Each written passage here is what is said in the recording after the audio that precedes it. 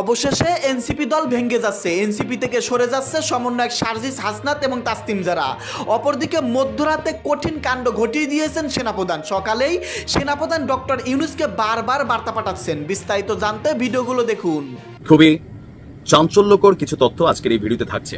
NCP যখন আত্মপ্রকাশ করে তখনই দলটির শীর্ষ পদে কারা থাকবেন এ নিয়ে নিজেদের মধ্যে দীর্ঘ একটা লড়াই সংগ্রাম চলেছিল। আর এখন আজকে হাসনাত আব্দুল্লাহর এক বক্তব্যে, নাসিরউদ্দিন পাটোয়ারির বক্তব্যে, সার্জিসের বক্তব্যে একটা জিনিস তো স্পষ্ট প্রতিমান যে এনসিপির অভ্যন্তরে ভাঙন ধরে গেছে। যে কোনো মুহূর্তে পরিস্থিতি আবার পাল্টে যেতে পারে, কারণ বাংলাদেশে পরিস্থিতি পাল্টে যাওয়ার ইতিহাস নতুন নয়। এনসিপির শীর্ষ নেতাদের মধ্যে স্বার্থের যে চরম দ্বন্দ্ব সংঘাত, সেখান থেকে একে অন্যকে আক্রমণ, পাল্টা আক্রমণের নানান বিষয় আমাদের সামনে আসছে। কোনোটি আবার ঠান্ডা মাথায় চলছে, যেগুলো আমরা অনুমান করতে পারি যে কোন পর্যায়ে গিয়ে পৌঁছেছে তাদের স্বার্থের সংঘাত বা দ্বন্দ্ব।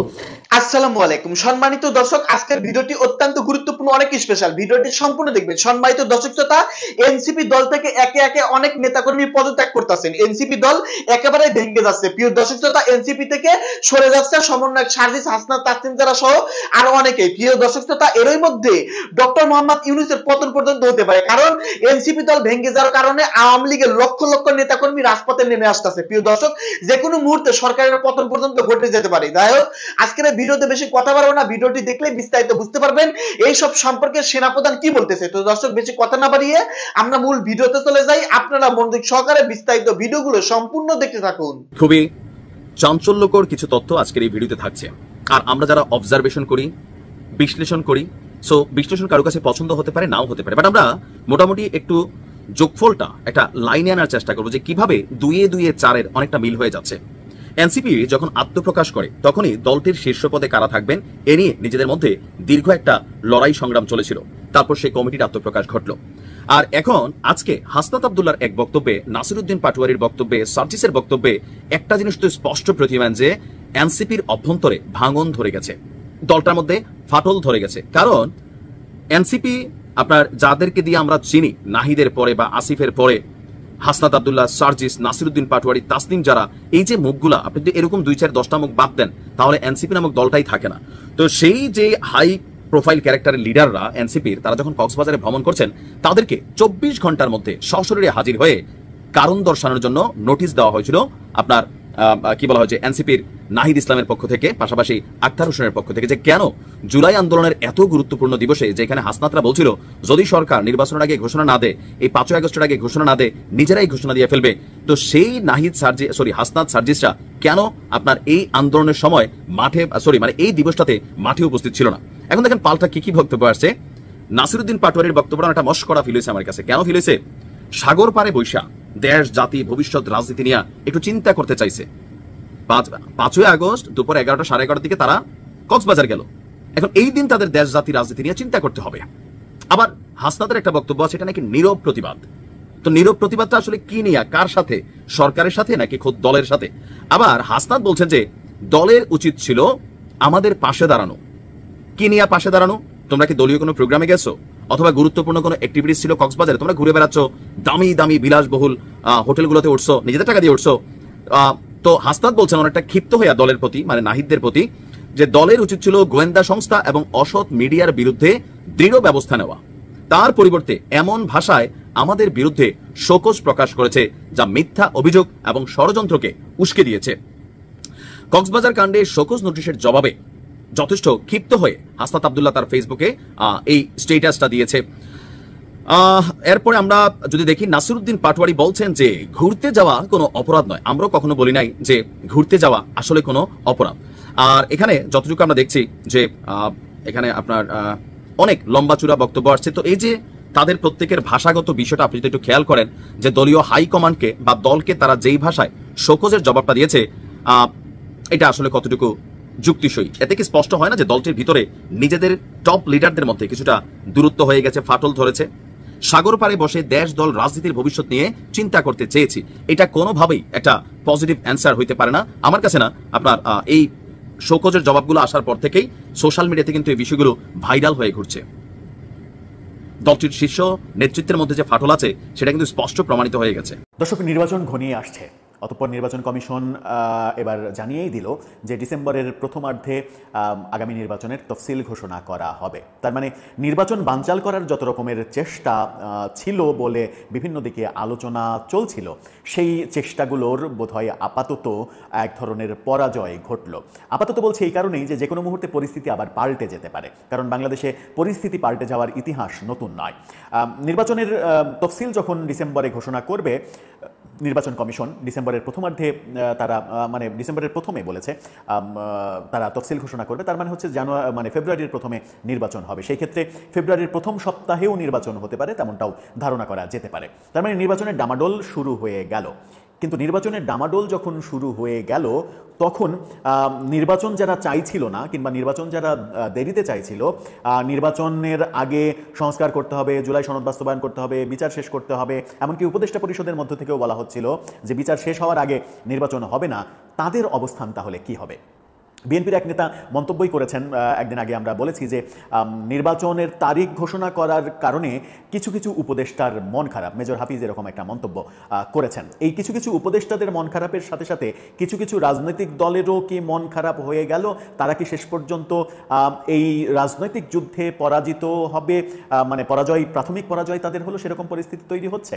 কি ঘটতে যাচ্ছে নির্বাচন নিয়ে, এবং সত্যিই নির্বাচনের তফসিল ডিসেম্বরে ঘোষণা হবে কিনা, নাকি মাঝখানে আরেকটা বড় নাটক হবে, যে নাটকের মাধ্যমে অন্য কিছু? নির্বাচনের তফসিল ঘোষণা করা হয়েছে, তার মানে হচ্ছে যে ডিসেম্বরের প্রথমে তফসিল ঘোষণা যদি করে নির্বাচন কমিশন, ফেব্রুয়ারির প্রথমে নির্বাচন হবে। 2 মাস আগে সাধারণত তফসিল ঘোষণা করা হয়, অথবা ফেব্রুয়ারির 10-12 তারিখের মধ্যেই নির্বাচন হবে। এটা এখন নির্বাচন কমিশনের ভাষ্যে স্পষ্ট বোঝা গেল, যে ভাষ্যটা তারা এর আগে কখনোই দেয়নি। সরকারের সিগন্যাল তারা পায়নি বলে তারা এর আগে দেয়নি। এখন গতকালকে যেহেতু সরকারের চিঠি তারা পেয়েছে, আজকে তারা ঘোষণা করে দিল ডিসেম্বরের প্রথমে তফসিল দেয়া হবে। তার মানে নির্বাচন আসছে। নির্বাচন যখন আসছে তখন নির্বাচন কমিশনের অনেক কাজ বাকি, এখনও নিবন্ধনের কাজ বাকি।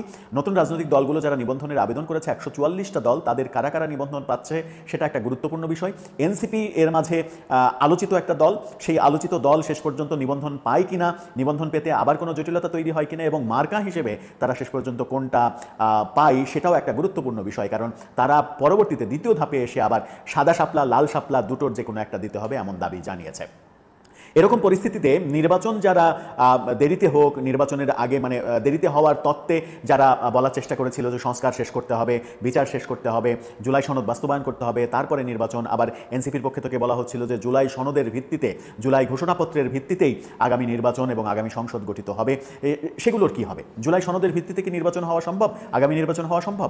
একেবারেই সম্ভব নয়, কারণ জুলাই সনদে যে বিষয়গুলো আসবে তার বেশিরভাগ বিষয়ই সংসদের প্রয়োজন, সেইগুলো সংশোধনের জন্য। সুতরাং আগামী সংসদ আসার আগে নতুন কোনো আইন বাস্তবায়িত হবে না, আর আগামী সংসদ আসার পরে নতুন আইন বাস্তবায়িত করবে এই গ্যারান্টিও নাই। সুতরাং এই যে যত আয়োজন হচ্ছে সংস্কারের কিংবা জুলাই সনদের, এগুলো শুধুমাত্র সময় নষ্ট হচ্ছে বলেও মনে করছেন অনেকে। নির্বাচন দেরিতে হোক কিংবা নির্বাচনের আগে সংস্কার হোক, বিচার শেষ হোক, এই তত্ত্বে যারা বিশ্বাসী তাদের মধ্যে উপদেষ্টাদের কেউ কেউ এনসিপি, জামাত, ইসলামী বেশ কয়েকটা দল, অর্থাৎ জামাত এনসিপি মিলে যে জোটের আবহ তৈরি হয়েছে বলে আমরা মনে করছি, তারা মূলত নির্বাচনটা একটু পরে চায়। কিন্তু জামাতের আজকের মন্তব্য দেখলাম যে ফেব্রুয়ারিতে নির্বাচন, নির্বাচনের তারিখ নিয়ে তাদের কোনো দ্বিমত নেই, নির্বাচনের সময় নিয়ে তাদের কোনো দ্বিমত নেই। তার মানে হচ্ছে যে জামাত একটু তাদের মতামত চেঞ্জ করেছে, ফেব্রুয়ারিতে নির্বাচনের ব্যাপারে তারা এখন আর কোনো দ্বিমত করছে না। এনসিপি কিন্তু স্পষ্ট জানিয়ে দিয়েছে জুলাই সনদ বাস্তবায়নের আগে এবং সংস্কার বিচারের আগে নির্বাচন হওয়া যাবে না। তার মানে তারা তাদের অবস্থানে আছে। তাদের অবস্থানে তারা যখন আছে, তখন আমরা 5 আগস্ট জুলাই অভ্যুত্থানের যে বর্ষপূর্তি, সেই বর্ষপূর্তির দিনে ভেতরের তথ্য যা জানা যাচ্ছে, সেই তথ্যে যেটা বেরিয়ে আসছে সেটা হলো যে এই জুলাই অভ্যুত্থানের বর্ষপূর্তি জুলাই ঘোষণাপত্র পাঠের অনুষ্ঠানে এনসিপির 2 জনকে দাওয়াত দেওয়া হয়েছে সরকারিভাবে, অর্থাৎ আহ্বায়ক এবং সদস্য সচিব, এই 2 জনকে দাওয়াত দেওয়া হয়েছে। প্রত্যেকটা দলেরই সভাপতি, সেক্রেটারি, এই 2 জন করে দাওয়াত দেওয়া হয়েছে। সুতরাং সঙ্গত কারণে হাসনাত আব্দুল্লাহ, সার্জিস, নাসিরউদ্দিন পাটোয়ারি, তাসনিম যারা, এরা দাওয়াত পাননি। এরা দাওয়াত পাননি বলে এই জুলাই ঘোষণাপত্র অনুষ্ঠান বর্জন করে তারা কক্সবাজারে চলে গেছেন, এমনটাই তাদের ভাষ্যে উঠে এসেছে। হাসনাত আব্দুল্লাহ বলেছেন যে এটা তাদের নীরব প্রতিবাদ, এবং তিনি সবথেকে মারাত্মক কথা যেটা বলেছেন সেটা হচ্ছে যে দল আমাদের পক্ষে অবস্থান নেওয়া উচিত ছিল, অর্থাৎ তাদের দল তাদের বিপক্ষে অবস্থান নিয়েছে। তার মানে জুলাই ঘোষণাপত্র এবং সরকারের অবস্থান, এগুলো নিয়ে এনসিপির মধ্যে এক ধরনের ভাঙনের সুর তৈরি হয়েছে, যে সুরটা যদি আরও মজবুত আকার ধারণ করে তাহলে এনসিপির যে ঐক্য, সেই ঐক্য ধরে রাখা তাদের জন্য কঠিন হবে। ঐক্য ধরে রাখা কঠিন যদি হয় তাহলে জুলাই বিপ্লবের যে স্বপ্ন, সেই স্বপ্ন কি ধূলিসাৎ হয়ে যাবে? সেটা একটা বড় প্রশ্ন। হাসনাত আবদুল্লাহ, সার্জিস, এই দুজনকে বাদ দিয়ে এনসিপি কতটা শক্তিশালী সেই প্রশ্নও কিন্তু আসবে। কারণ কিছু কিছু ক্ষেত্রে আমরা দেখি যে নাহিদ ইসলামের চাইতেও অনেক বেশি কার্যকর কিংবা অনেক বেশি ক্ষমতাধর হাসনাত, সার্জিস এই দুইজনকে মনে হয় এনসিপিতে। সুতরাং এই দুইজন যখন গোস্বা করেছে, এই দুইজনকে যখন বিপ্লবী হিসেবে জুলাই ঘোষণাপত্রের অনুষ্ঠানে দাওয়াত দেওয়া হয়নি এবং তাদের দাবি, হান্নান মাসুদের দাবি যে 158 জন যে সমন্বয়ক, সেই সমন্বয়ককে দাওয়াত দেওয়া হয়নি সবাইকে, এটা নিয়ে তাদের মধ্যে একটা সরকার বিরোধী এবং সরকারের উপরে রাগের পরিবেশ তৈরি হয়েছে। সরকারের সঙ্গে সম্পর্কে ভাঙন ধরেছে, সম্পর্কে ফাটল ধরেছে। এটা এখন একেবারে দৃশ্যমান সত্য, যেটা আমরা আরও একদিন আগে বলেছিলাম যে সরকারের সঙ্গে সম্পর্কের অবনতি হওয়ার কারণেই তারা কক্সবাজারে গিয়েছে। সেই কথাটাই সত্য হয়ে গেল, সরকারের সঙ্গে তাদের সম্পর্কের অবনতি হয়েছে। যদি সরকারের সঙ্গে সম্পর্কের অবনতি হয় তাহলে তারা কি বিপদে পড়ে যাবে না? কারণ সরকার যদি তাদেরকে ছায়া না দেয়, বটবৃক্ষ হয়ে সরকার যদি তাদের উপরে ছায়া না দেয়, ছায়ার হাতটা যদি সরিয়ে নেয়, তাহলে তাদেরকে প্রতি পদে পদে বাধাগ্রস্ত হতে হবে, প্রতি পদে পদে ধাক্কা খেতে হবে। এই যেমন আমরা গতকালকে যে ঘটনাটা ঘটেছে, কক্সবাজারে তাদের উপরে গোয়েন্দা নজরদারির খবর দিয়েছিল যুগান্তর, যেটা নিয়ে আমরাও একটা ভিডিও বানিয়েছিলাম। আপনারা সেই ভিডিওটা অনেক বেশি পছন্দও করেছেন। সেখানে সেটাকে নিয়ে একটা আলোচনা কিন্তু উস্কে গেছে। সেটা হচ্ছে যে এই যে গোয়েন্দা নজরদারির ব্যাপারটা, এটাকে অনেকে সামাজিক যোগাযোগ মাধ্যমে নাটক হিসেবে উপস্থাপন করতে চাইছেন। কারণ কক্সবাজারে তারা দল বল বহর নিয়ে যায়নি, আর বহর নিয়ে যায়নি মানে তাদের নিরাপত্তা একটা বড় ইস্যু। তাদের নিরাপত্তা বাংলাদেশের যেখানেই যাক তাদের নিরাপত্তা একটা বড় ইস্যু। কারণ জুলাই আন্দোলনে তারা যাদের বিরুদ্ধে আন্দোলন করেছে তারা তো তাদের একটা বড় শত্রুপক্ষ, আর তাদের এই বড় শত্রুপক্ষ তো সব জায়গাতেই রয়েছে, সেহেতু তাদের নিরাপত্তা একটা বড় ইস্যু। তাদেরকে কক্সবাজারের নিরাপত্তা দেওয়ার জন্যই গোয়েন্দা সংস্থাগুলো সাদা পোশাকে তাদেরকে ছায়ার মতো ঘিরে রেখেছে। এরকম আলোচনা আমরা সামাজিক যোগাযোগ মাধ্যমে হতে দেখেছি এবং সেটাকেই গোয়েন্দা নজরদারি হিসেবে যুগান্তর উপস্থাপন করে সরকারের যেন সেখানে কোনো দায় না থাকে, সরকার তাদেরকে নিরাপত্তা দিচ্ছে, এই ব্যাপারটা যেন আলোচিত সমালোচিত হতে না পারে, সেই কারণেই সরকার এক ধরনের কৌশল নিয়েছে। তার মানে সরকারের সঙ্গে সম্পর্কের অবনতি তারা ঘটাতে চাইছে যখন, তখনও কিন্তু সরকার তাদেরকে ছায়ার মতো নিরাপত্তা দিচ্ছে। এত ভালোবাসা তারা যদি ছেড়ে যেতে চায় তাহলে তাদের জন্য সেটা বুমেরাং হতে পারে। যেটা বলছিলাম যে নির্বাচন পেছানোর যে নানা কৌশল সরকারের মধ্যেও কদিন আগেই আমরা জেনেছি, একদিন আগেই বিএনপির এক নেতা মন্তব্য করেছেন যে নির্বাচনের তারিখ ঘোষণা করার কারণে সরকারের কিছু উপদেষ্টার মন খারাপ। তো সরকারের মধ্যেও কিছু উপদেষ্টা চাইছেন না নির্বাচনটা ফেব্রুয়ারিতে হোক। এটা মোটা দাগে একেবারে বিশ্বাসযোগ্য ব্যাপার। কারণ উপদেষ্টা ফরিদা আক্তারকে আমরা মন্তব্য করতে শুনেছি যে বিচার শেষ না করে, অর্থাৎ শেখ হাসিনার বিচারের ভার অন্য কোনো সরকার, পরবর্তী সরকার, নির্বাচিত সরকার কিংবা আরেকটা তত্ত্বাবধায়ক সরকার, কোনো সরকারের উপরে ছেড়ে দিতে চায় না এই সরকার নিজেই শেখ হাসিনার বিচার শেষ করতে চাই, শেষ করে তারপরে নির্বাচন দিতে চাই। তার মানে তার কথায় স্পষ্ট যে সরকারের মধ্যকার কিছু কিছু উপদেষ্টা নির্বাচন এখন হোক, ফেব্রুয়ারিতে হোক, এটা চান না। সুতরাং তাদের মন খারাপ। আবার দেবপ্রভু ভট্টাচার্য যে মন্তব্য করেছিলেন যে সরকারের ভেতরে আরেকটা সরকার বাস করছে, এই যে সরকারের ভেতরে আরেকটা সরকার, সেই আরেকটা সরকার অনেক বেশি ক্ষমতাধর সরকার।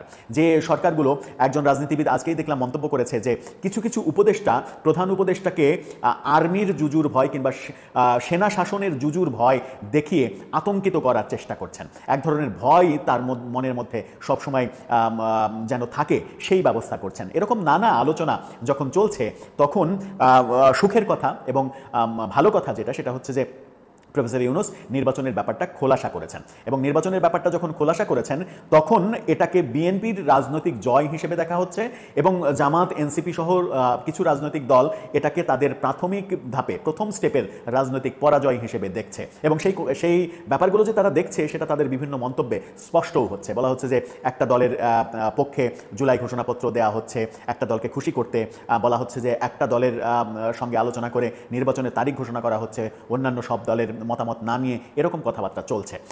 শেষ পর্যন্ত দর্শক আপনার কি মনে হয় যে এই নির্বাচন প্রক্রিয়া যত আলোচনা চলছে, এই আলোচনার মাঝে এই নির্বাচন প্রক্রিয়া কি আর বাধাগ্রস্ত করা সম্ভব হবে? এই নির্বাচন প্রক্রিয়া কি পেছানো সম্ভব হবে? সম্ভব যদি করতে হয় তাহলে কি করতে হবে? সম্ভব যদি করতে হয়, যারা এটাকে পেছানোর উদ্যোগ নেবে কিংবা পেছাতে চায়, যে কোনো মূল্যে পিছিয়ে যাক এটা চাই, তাদেরকে তাহলে রাজনৈতিক পরিস্থিতি ঘোলাটে করে ফেলতে হবে, দেশকে একটা অস্থিতিশীল পরিবেশের দিকে নিতে হবে।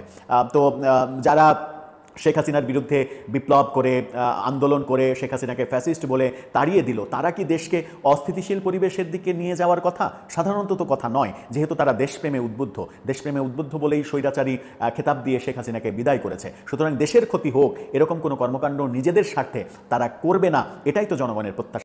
প্রিয় দর্শক, আশা করতেছি বিস্তারিত ভিডিওগুলো আপনারা সম্পূর্ণ মনোযোগ সহকারে শুনেছেন এবং দেখেছেন। প্রিয় দর্শক মন্ডলী, দেশের চলমান অবস্থা, রাজনৈতিক পরিবেশ কেমন আপনারা সকলেই জানেন। আপনাদের এই সম্পর্কে নতুন করে কিছুই বলার নেই। আর এরই মধ্যে কক্সবাজারকে ঘিরে নানান ধরনের গুঞ্জন হচ্ছে, আর এরই মধ্যে গুঞ্জন উঠেছে এনসিপি দল একেবারে ভেঙে যাচ্ছে, সমন্বয়ক শালিদ হাসনাত প্রধান নেতারা এই এনসিপি দল থেকে সরে যাচ্ছে। আর এই সুযোগকে কাজে লাগাচ্ছে আওয়ামী লীগ।